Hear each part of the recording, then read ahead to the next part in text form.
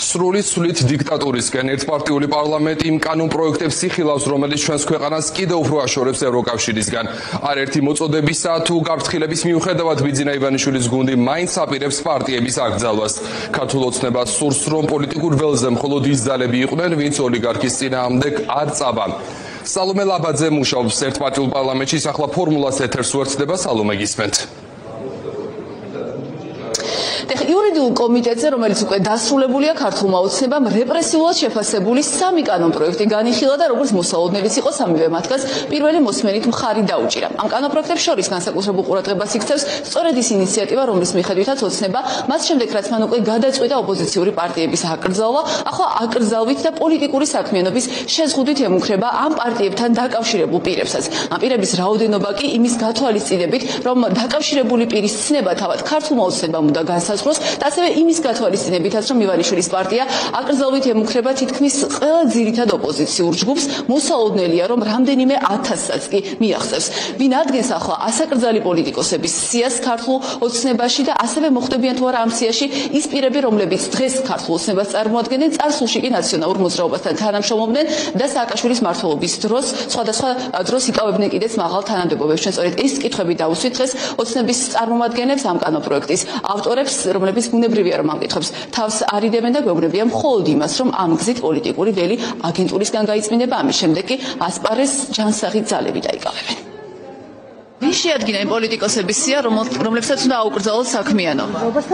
ეს ტელევიზიას არ ვეწერია. არა, საზოგადოებას კანონი. არა. ბატონო დავით, თქვენ შექმენით ეს კანონ პროექტი და მნიშვნელოვანია, რომ პასუხები თქვენ გამიიღოს მაყურებელმა. როგორ განსაზღვრავთ პარტიებთან დაკავშირებულ პირებს? როგორ ადგენთ ამ სიას? ვინ წერს, ბატონო დავით? გაიგეთ ხო პასუხი? არ გეწერებით. ბატონო ხორნიკე, პარტიებთან დაკავშირებულ პირებს როგორ განსაზღვრავთ, ვინ არიან? პირების განსაზღვრება არ არის წესი.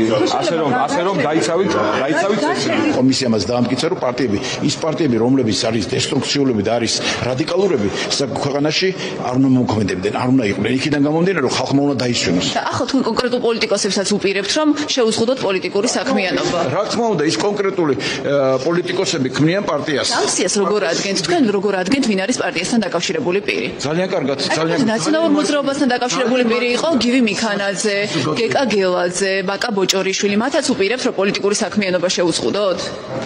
აბა რას ნიშნავს პარტიასთან დაკავშირებული პირი? ეს ადამიანებიც წარმოადგენენ ნაციონალური მოძრაობის მთავრობის დროს ხელისუფლებას. ბატონო შოთა. პარტია არ არის მხოლოდ სარეგისტრაციო ნომერი.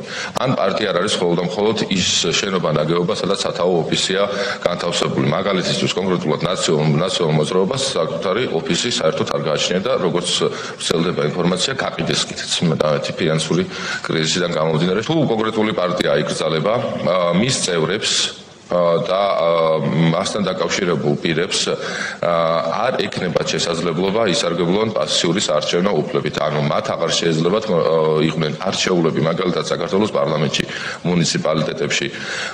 ამავდროულად მათვე შეეზღუდებათ კონსტიტუციაში დასახელებული ორგანოების ხელმძღვანელი თანამდებობების დაკავების უფლება.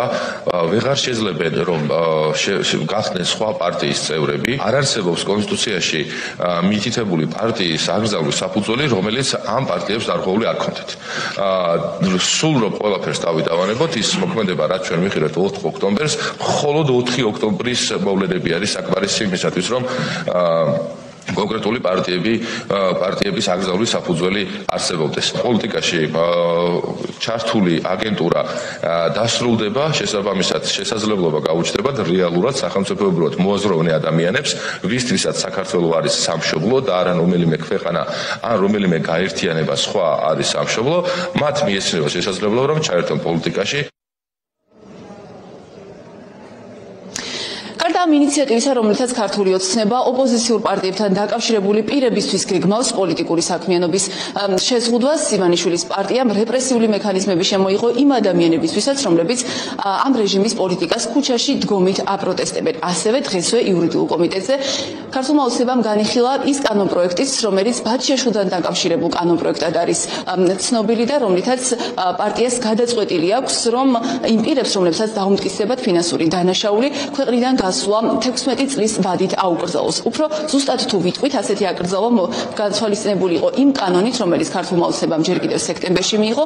ახლა კი ოცნებამ გადაწყვიტა, რომ ამ მიმართულებითაც გაამკაცროს ზომები და ადგენს, რომ ქვეყნიდან გასვლა პირს, რომელსაც დაუმტკიცდება ფინანსური დანაშაული, აიკრძალოს არა 16 წლის ვადით, არამედ იმ დრომდე, ვიდრე თავად დაზარალებული ჩათვლის, რომ მას ზიანი აუნაზღაურეს, ასევე ქართულმა ოცნებამ დღეს თქვა ისიც, რომ იმისთვის, რომ პირს აიკრძალოს ქვეყნიდან გასვლა, დანაშაულის დამტკიცებაც კი არ არის აუცილებელი პირობა. ეს სამივე კანონპროექტი, რომელიც რეპრესიულ კანონპროექტებად ფასდება, ქართულმა ოცნებამ, როგორც უკვე გითხარით, დღეს იურიდიულ საკითხთა კომიტეტზე განიხილა და დღესვე პირველი მოსმენით ამ კანონპროექტების გატანას გეგმავს სესიაზე. სამივე მათგანი დაჩქარებული წესით განიხილება, რაც ნიშნავს იმას, რომ ეს ცვლილებები მიმდინარე კვირაშივე დაკანონდება.